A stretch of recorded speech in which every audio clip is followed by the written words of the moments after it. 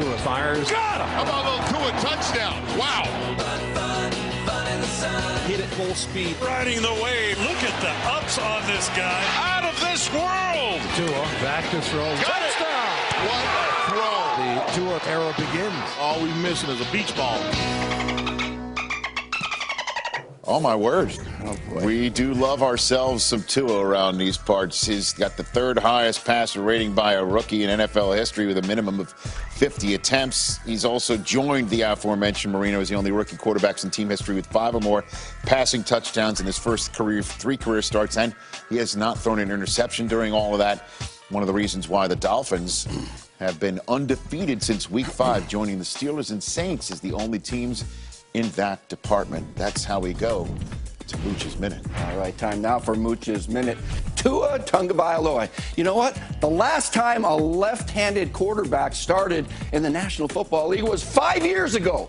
Kellen Moore, now he's coaching for the Cowboys. And you know what? I know a little something about left-handed quarterbacks because I had Steve Young, all right? But they're playing the same way. Here's pass 94. Quarterback key pass left. All right, you got to change the launch point, okay? Get him out of the pocket. 1 in the flat? No. Let's go to number 2. Throw it from the run. Nice job, Tua. All right, watch. Steve did the same thing. All right, here we go. Fake 94. Quarterback key pass left. All right, fake to one of my favorite players, Garrison Hurst. All right, let's everybody suck it up. Here we go. 1's not there. 2, shoot it in there. Good job, Steve. Same kind of play, isn't it? Now, they're not big guys. 2 is 6 feet, Steve 6'1". You got to slide in the pocket so you can see. You can see these guys are big dudes. Slide and shoot it in there. You got to find a throwing lane, don't you? Watch Steve Young. Go on back in the pocket. These guys are really big, so you got to slide so you can see. Slide, Steve. There you go. There's a vision lane. There's a throwing lane. Bang. All right? They're both very good at this. You got to be able to run. Use your legs once in a while. Get out of trouble. Extend the plays. Become a runner. Lock that thing away. Spin around. All right, here we go. There goes Tua. He's pretty good at it. Steve was one of the best ever at it. Yeah, he could run. But you know what? He led the league in passer rating a record 6 times. That guy was an MVP, Hall of Famer, the whole thing. They're not the same guy exactly, but they need to play the same way because of their size. Move them around. Let them play with their legs. And you know what? Tua today is going to be traveling to Denver to see if these Dolphins can win their 6th game in a row. And now coming up next, our own Willie McGinnis sits down with the GOAT. Yep, Tom Brady. You're going to want to see it. Brady slings it to Rob Gronkowski.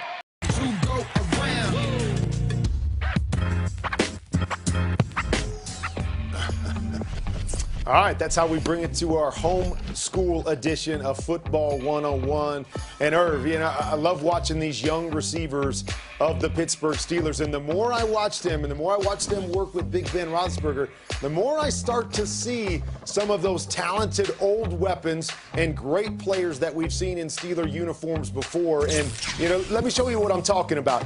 AB and Big Ben had this great rapport and feel for the game. Look at Deontay Johnson up here at the top, and his feel. He's got a double move here. Oh, now he's going to just settle it down a little bit and make room for Big Ben to make a throw. All right, now we got Juju. Watch him as he runs this route. Watch him turn his head here, and now he sees the defense, and he feels it. Very much like the old Hines Ward did in a Pittsburgh Steeler uniform. Okay, we got the skinny post backside by their tight end. Heath Miller made that famous. Now we got Eric Ebron, the timing right there with Big Ben. You see it. Let it go before he even turns his head. And then Chase Claypool, maybe the most talented of all of them. Watch this sweet, smooth, double move. Doo-doo.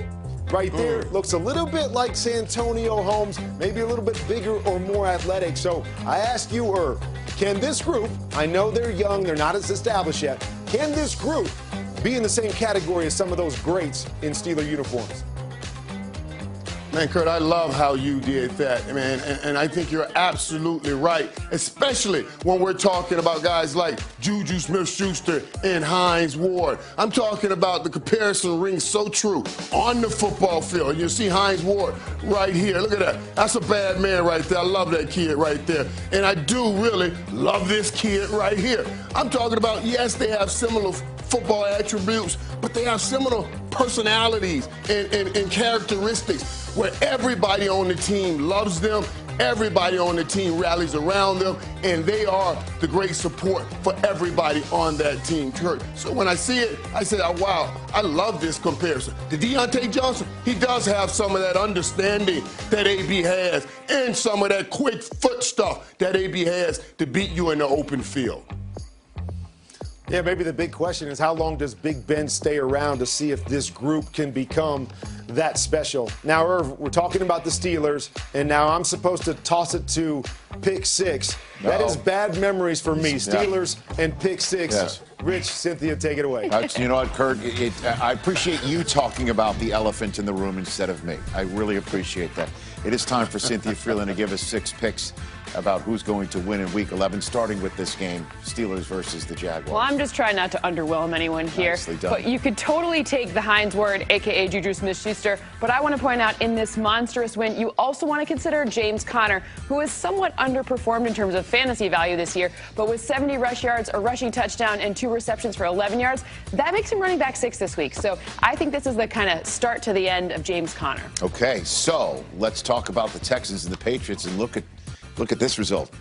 What do we have here? I'm going to have to block my mentions because Patriots Nation is very loud and in charge, but I have a 1-point Texans win in this one. Why? Because of Deshaun Watson. He's so dynamic, and against this Patriots defense, even though they are healthier, I still have 279 passing yards, 2 touchdowns, and 34 rush yards. I think Kay talked about a revenge game for a certain receiver, and I'm all over that. Okay, so that'll be Brandon Cooks going against his old team and Romeo Crennel coaching against Belichick. You've got the Ravens taking this rematch against the Titans. Yeah, a kind of close margin, just 1 field goal difference in this one. Why? Because of Derrick Henry. His ability to really run and take advantage of the fact that there's missing pieces of this Ravens defense means 81 rush yards, a rushing touchdown, and then, of course, there's always that 1 reception for 11 yards for good measure. That makes him running back number 5. And we'll see. He does have the ability to pass right there. We'll see how that one goes.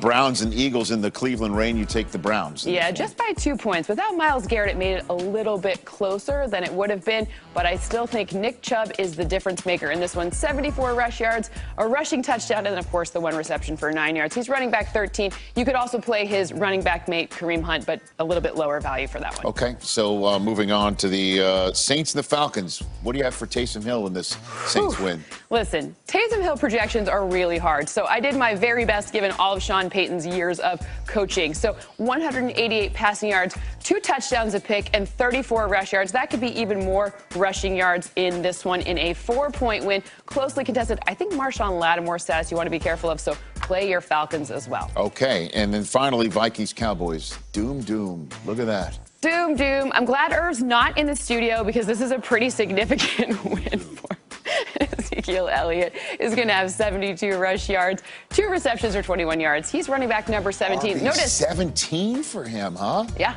Wow. Notice what number doesn't appear there. 2 letters, T and D. D, yes, I don't do. appear there. So that's Cynthia Freeland's.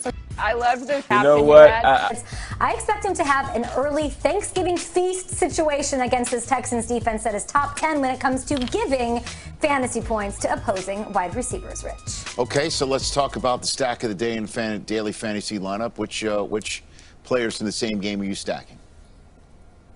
For the first time all season, let's go to New England. Clam chowder pancakes, how does that sound? Sounds good. Lobster pancakes, gross. But I'm going to go with Cam Newton here. Cam has been crushing it, rushing touchdowns. He's got 9 so far this season, which has been absolutely amazing. Texans, of course, as I just said, I like Jacoby Myers. Top 10, most generous to quarterbacks as well. He's got the rushing upside. Damian Harris expected to play per our Ian Rappaport. I'd get him in there 3 straight 100-yard games. I think he won't be as rostered in daily fantasy with Sony Michel activated and the injury concerns from being limited in practice this week.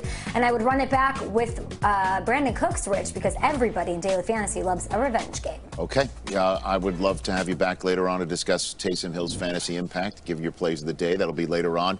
You can watch Kay every single day. You got it. 7 a.m. Eastern time. Wake up with hashtag Good Morning Football, GMFB, right here on NFL Network. Back in Week 5, the Raiders handed the Chiefs their only loss of the season. Put a 40-burger on them in Kansas City. Steve, is that your idea to take a bus trip around Arrowhead? That was not my idea. That was not your Just idea. happened.